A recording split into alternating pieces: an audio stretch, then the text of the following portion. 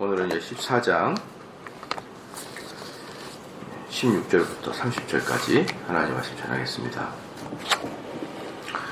이제 여기 이제 16절 보니까 베냐민 기브아에 있는 사울의 파수꾼이 바라본즉 허다한 블레셋 사람이 무너져 이리저리 흩어지더라. 그러니까 이제 요나단하고 그 요나단의 병기를 든 자가 들어가지고 아주 이제 돌아다니면서 살육을 하잖아요, 둘이서. 그게 이제 점차적으로 공포로 바뀌고 그다음 지진도 나고 여기 사람들이 난리가 난 거죠. 그게 하도 진동이 커가지고 이쪽이 이제 사울의 진영까지 그게 들리는 거예요. 사울의 진영까지. 그래서 이제 사울의 진영에 있는 경비병들이 이렇게 쳐다보니까 아주 거기서 그냥 자중질환이 나고 그냥 난리가 난 것이죠. 그것을 이제 보고한 것입니다. 17절에 사울이 자기와 함께한 백성에게 이르되 우리에게서 누가 나갔는지 점거하여 보라 하고 점거한즉 요나단과 그의 병기든 자가 없어졌더라. 사울은 즉시 이것은 우리 진영에서 누가 나가서 지금 저렇게 공격을 한 결과일 것이다 라는 걸 사울은 즉시 알고 점호를 해라. 누가 나갔는지 빨리 점호를 하라. 이렇게 하니까 결국은 누굽니까? 요나단과 그의 부하가 둘이가 없는 것을 이제 발견한 거죠. 18절에 사울이 아히야에게 이르되 하나님의 궤를 이리로 가져오라. 여기서 이제 하나님의 궤라고 했는데 사실은 이제 하나님의 그 궤는 우리가 생각하는 엘리 제사장 때 전쟁이 날 때 그걸 궤를 전장에 들고 나갔잖아요. 그래서 한번 크게 혼났지 않습니까? 그래서 그 언약궤를 사실은 갖고 오는 게 아니고 여기서 궤는 히브리 언어로 보면은 제사장의 에봇을 말하는 거예요. 에봇. 그 에봇을 가지고 지금 내가 전쟁에 나갈 수 있느냐 없느냐를 점칠 수 있는 그 에봇을 가져오라. 이제 이것을 우리 말로는 궤를 가져오라 이렇게 표현한 것이죠. 사실은 에봇입니다. 하나님의 궤가 이스라엘 자손과 함께 있습니다. 19절에 사울이 제사장에게 말할 때에 블레셋 사람의 진의 소동이 점점 더하였은지라 사울이 제사장에 이르되 내 손을 거두라 하고. 이게 뭐냐면 난리가 났거든요. 근데 이제 사울이 빨리 에봇을 들고 와서 하나님의 그 마음을 좀 알자라고 이제 가져오라 그랬던 거예요. 가져와서 이제 에봇을 가지고 하나님께 이제 묻기 시작한데 하나님께 묻기 시작하면 어때요? 시간은 많이 걸리고, 그죠? 근데 블레셋에 보니까 아주 점점 더 뜨거워지고 자중질환이 점점 뜨거워지고. 그럼 여러분들은 어떻게 할 것 같아요? 하나님께 물어보고 그 다음에 그 액션을 취할까요? 아니면 이 뜨거워진 것을 식으면 안 되니까 빨리 들어가 가지고 그냥 그 일을 마무리를 지을까요? 그런데 이제 이 사울은 이제 19절에 사울의 이러한 모습이 사울의 성향을 잘 보여줍니다. 뭐냐 그러면 분리할 때는 하나님께 매달리고 분리하지 않을 때는 자기가 할 수 있다고 생각을 하는 그런 성향을 갖고 있었던 거죠. 철두철미하게 하나님을 의지한다기보다는 그런 성향을 갖고 있었던 거죠. 그러면 목사님 이런 것들이 뭐 얼마나 그게 얼마나 잘못입니까? 라고 하지만 일반인들은 혹시 모르겠지만 국가를 이끌어가는 왕은 이렇게 경솔해서는 절대로 안 되는 거죠. 왕인데 뭐 일반 아저씨가 아닌데. 그러니까 이제 이 사람은 왕은 뭡니까? 하나님께서 왕을 주면서 너희들은 이방 왕과 다르다는 거예요. 너희들은 이방 왕과 다르고 하나님이 옛날에는 선지자에게 이렇게 메시지를 주셨는데 이제는 그 메시지를 왕에게도 주겠다는 것이죠. 그럼 왕에게도 주면 어떻습니까? 그 왕이 하나님과 백성들 사이에서 중재 역할을 하게 되면서 하나님 말씀을 백성에게 전달하는 그러한 것들이 이스라엘의 왕의 제도의 가장 중심적인 것이었거든요.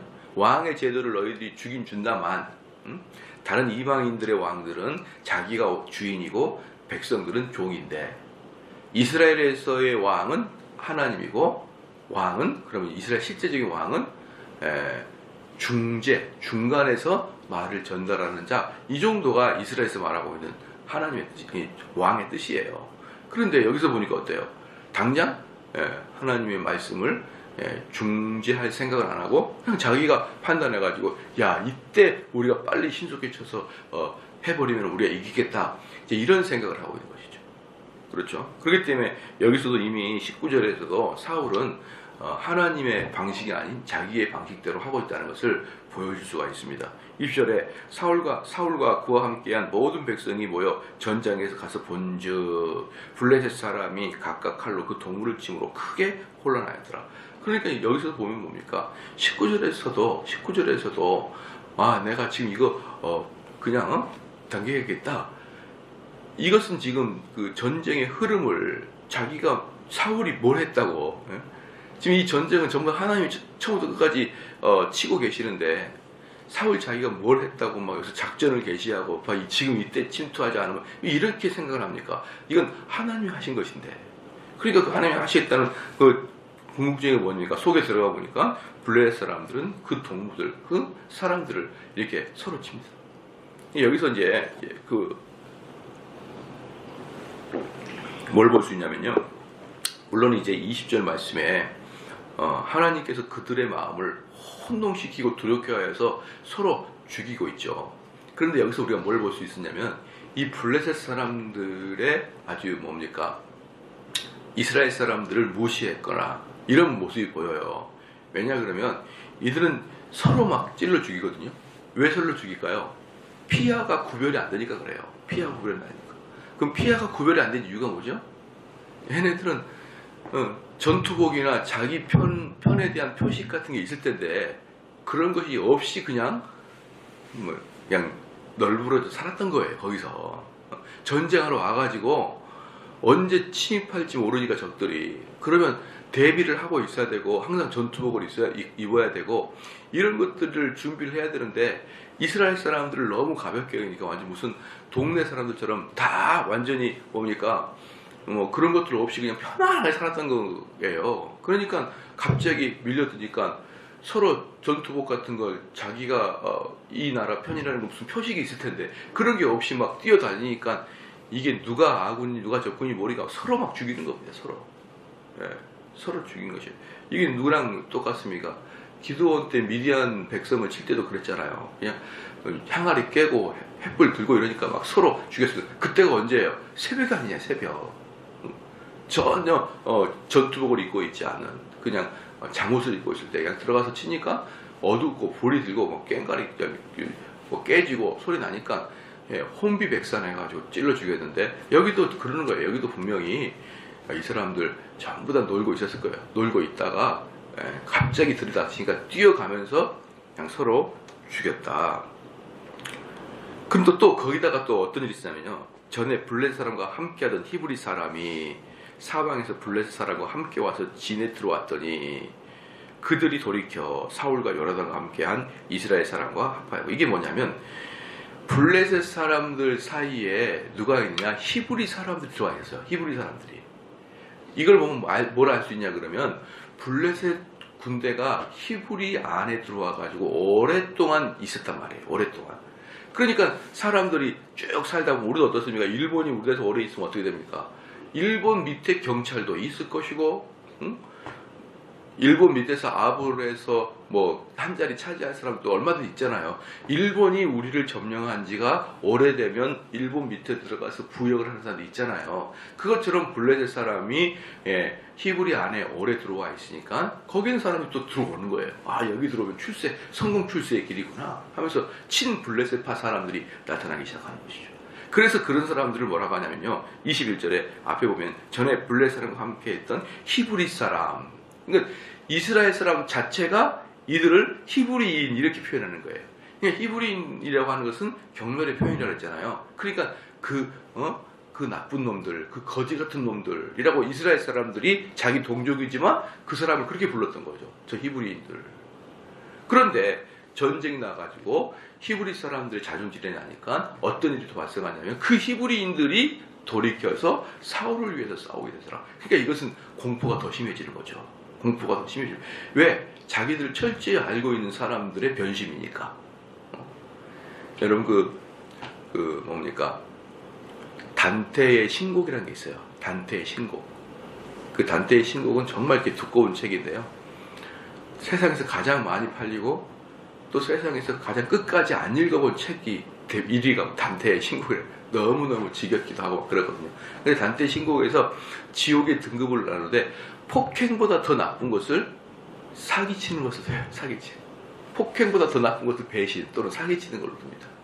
왜냐 그러면은 사기치고 폭행, 그 배신은 철저히 믿었던 사람을 뒤에서 치는 거기 때문에 그만큼 서양 사람들은 배신과 거짓말을 싫어합니다, 여러분.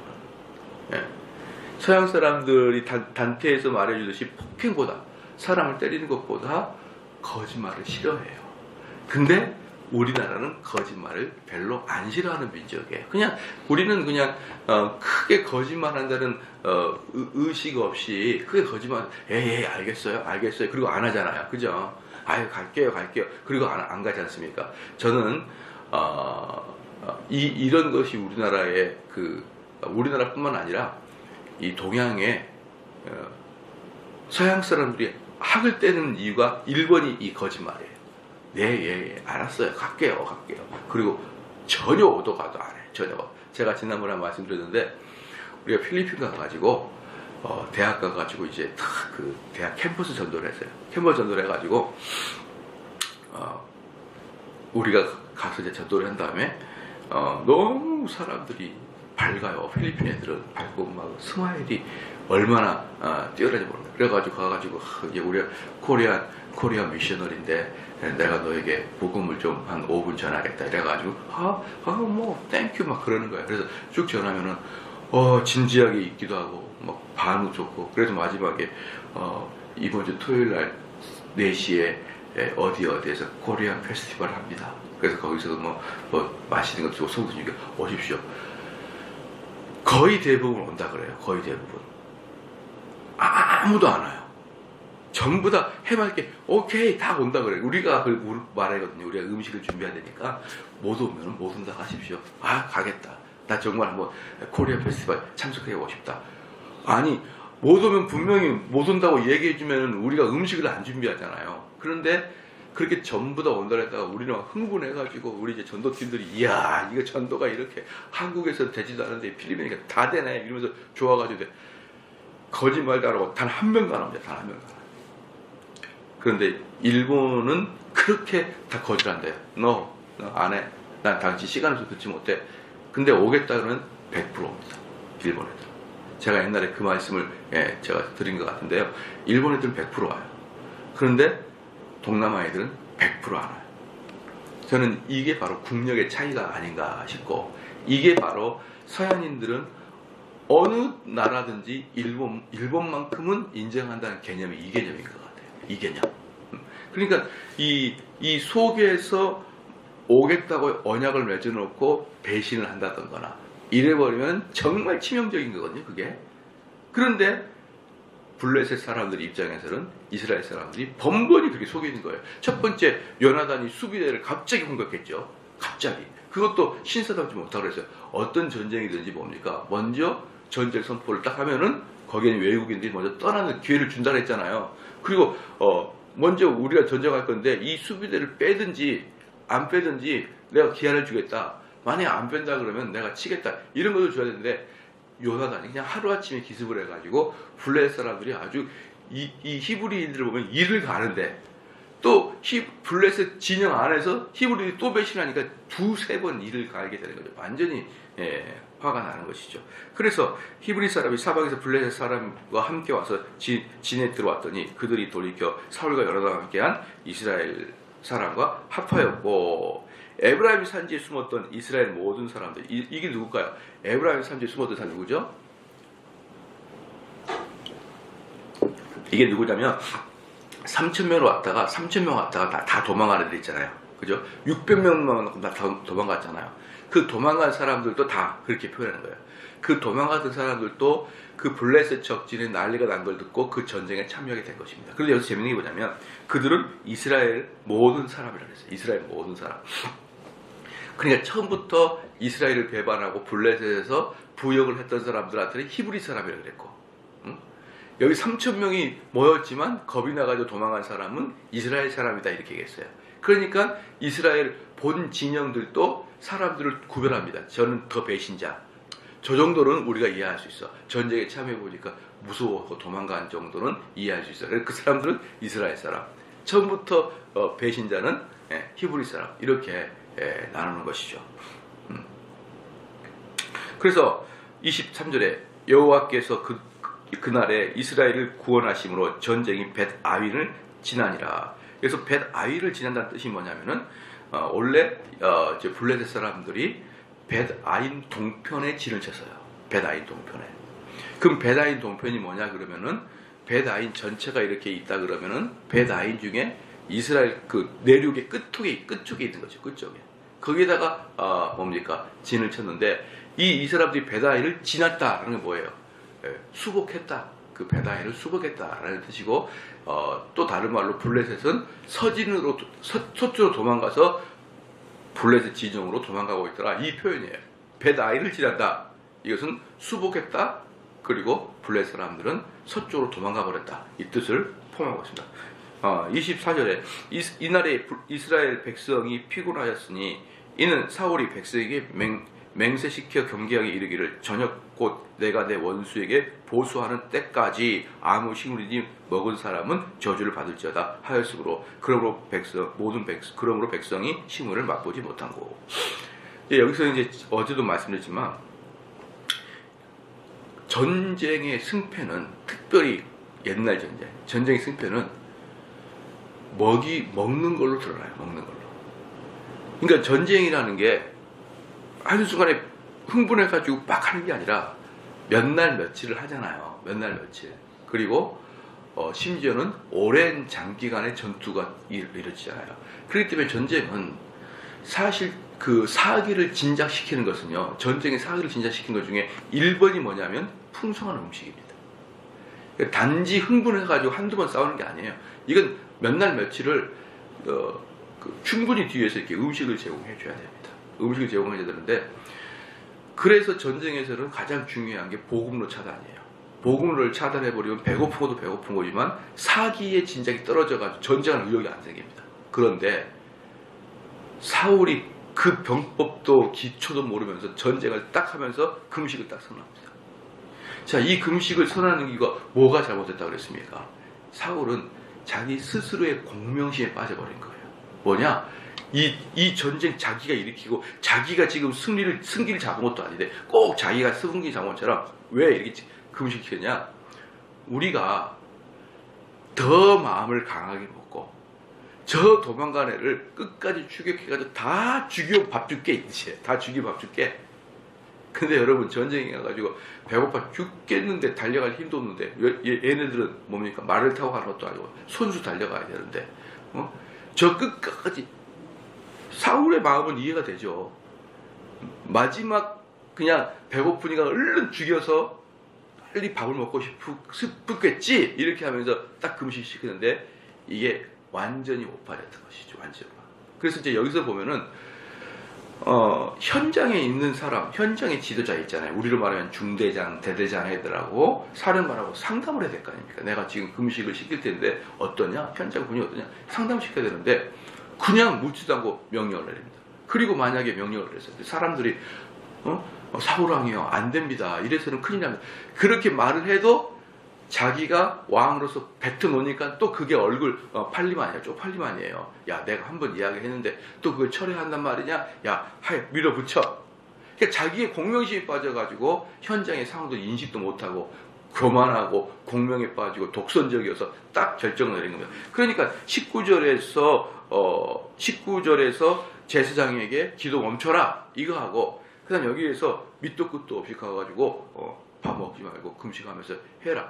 이렇게 하는 것은 사울이 아주 이런 그 믿음 없는 것에 대해서 싹 보여주는 내용들입니다. 이런 모습이 사울의 진면목이다. 이걸 보여주고 있는 것이죠. 자기가 뭔데 군대한테 먹지 마라 먹으라. 자기가 뭘 했다고 말이에요. 응? 그런데 그들이 다 숲에 들어간지 땅에 꿀이 있더라. 백성이 숲으로 들어갈 때에 꿀이 흐르는 것을 보고도 그들이 맹세를 두려워하여 손을 그 입에 대는 자가 없었으나. 그러니까 딱 그 이스라엘 보면은 그 왜 땅벌이라고 그게 있지 않았습니까? 그 벌들이 주로 어디다가 그 뭡니까 그 꿀을 저장했냐면 바위 틈에다가 꿀을 저장해요. 근데 그 여기서 보니까 그 꿀이 얼마나 많은지 흘러 넘칠 때까지나 많더라는 것이에요. 그런데 지나가다가 배고픈 이스라엘 백성이 그거 한번 찍어 보고 싶은데 하나님 앞에 맹세를 해놓고 또 두 번째는 뭐냐면 자칫 잘못했다가는 저 괴팍한 사울한테 맞아 죽을까봐 누구 하나 찍어 먹지 못하는 거예요. 그 꿀을 흘러 넘치는데 배고파 죽겠는데. 그런데 27절에 요나단은 그 아비가 맹세로 백성에게 명할 때 듣지 못하였으므로 손에 가진 지팡이로 끝을 내밀어 꿀을 찍고 그 손을 돌이켜 입에 대면 눈이 밝아졌더라. 요나단은 뭡니까? 듣지 못하죠. 그러니까 꿀이 있으니까 지팡이를 딱 집었습니다. 여기서 지팡이를 집었다는 걸 보여주는 건 뭐냐면은 이 요나단의 아주 철두철미한 그 프로 정신을 보여주는 거예요. 그냥 딱 찍어서 속도를 늦추지 않으려고 딱 찍고 그냥 가는 거예요. 그냥 우리는 보통 앉아가지고 막 허겁지겁 먹을 텐데 요나단 프로잖아요. 프로. 그러니까 그 지팡이를 딱 찍고 그냥 가면서 먹는데 가면서 먹으니까 눈이 밝아졌다. 여러분 왜 그 힘없으면 초콜릿 하나 먹으면 눈이 밝아지잖아요. 그렇죠? 이 당분을 싹 먹으면 확 회복이 되지 않습니까? 그 이야기를 하는 거예요. 이렇게 좋은데 전쟁에서 이렇게 기진맥진할 때 꿀 한번 딱 찍어 먹어봐도 그냥 에너지가 막 풍성해지는데 말이죠. 풍성해지는데 28절에 때에 백성 중 하나가 고하여 가로되 당신의 부친이 맹세로 백성에게 엄히 명하여 말씀하시기를 오늘날 식물을 먹는 사람은 저주를 받을지어다 하였나이다. 그러므로 백성이 피곤을 하였나이다. 그러니까 요나단 부하 중에 한 명이 이런 일이 발생해가지고 백성들이 지금 죽을 지경입니다. 죽을 지경입니다. 이렇게 얘기했죠. 29절 요나단이 가로되 내 부친이 이 땅으로 곤란케 하셨도다. 보라 내가 이 꿀 조금을 맛보고도 내 눈이 이렇게 밝았거늘 내가 이렇게 하나만 찍어 먹어도 이렇게 회복이 되거늘 이렇게 눈이 밝아지거든. 이게 지금 무슨 일이냐라고 요나단이 아주 아버지를 틀렸다고 딱 얘기해버린 거예요. 아버지가 잘못 판단한 것이다 이것은. 30절에 하물며 백성이 오늘 그 대적에서 탈취해 얻은 것을 임의로 먹었다면 블레셋 사람을 살육함이 더욱 많지 아니하겠느냐. 이 3절 말씀 뭘 보여주냐면 블레셋 사람을 쫓아가다가 중간에 멈췄다는 걸 보여줘요. 왜? 허기져가지고. 만약에 우리 왕이 이것을 먹게 했다 그러면 끝까지 쫓아가가지고 블레셋을 아주 뿌리째 뽑을 수 있었는데 이제 더 이상 우리는 행군할 능력도 없고 마음도 없다. 그래서 사울의 오만한 판단, 동명심이 결국 이 전쟁을 완수하지 못하게 중간에 멈추도록 그렇게 해버린 것이 바로 사울의 실수였다는 것이죠.